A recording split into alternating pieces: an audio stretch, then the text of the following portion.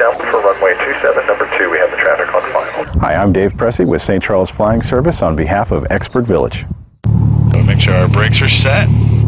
Make sure our cabin doors are closed and locked. So we'll verify that those are locked. We'll go ahead and bring the window closed and lock it.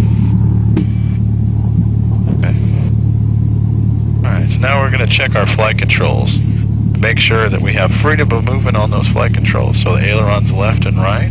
We're going to go ahead and pull up, and then when the aileron is over to the left, we're going to make sure that that aileron is up and down, up and down. And also with the elevator, we'll take a look back behind us. Where that elevator goes up and down. Check those rudder pedals too. Make sure that they have freedom of movement and that the rudder is moving slightly. Okay, then we're going to do an engine run-up. We're going to check to make sure that the engine is working properly. We're going to increase our throttle about 1,700 RPMs on the RPM gauge or tachometer. We have 2 sets of spark plugs in this airplane, so we're going to check one and then the other. So we're going to take one. We should have a drop in RPM, about 100 RPM or so.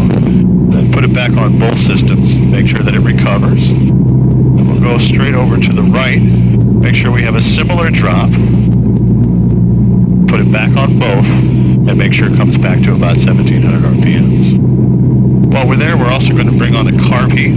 Let's puts warm air into the carburetor in case we get any kind of icing condition. We're going to make sure that we have a slight drop in RPM when we do that. While we're there,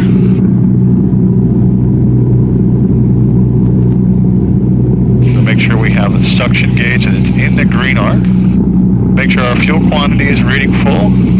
Our oil temperature and oil pressure are within the green to make sure that those are where they're supposed to be. And our ammeter, which is an idea of how much our battery is charging. We're going to go ahead and make sure that's on, and then we're going to snap that off, take the alternator offline to make sure that we'll get a drop in our amps and also a warning light that if we lose our alternator in flight, and we're just running off the battery, we'll know that. Comes back on.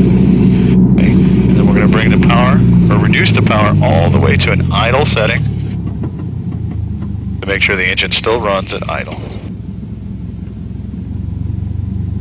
We'll bring it back up to about 1,000 RPMs.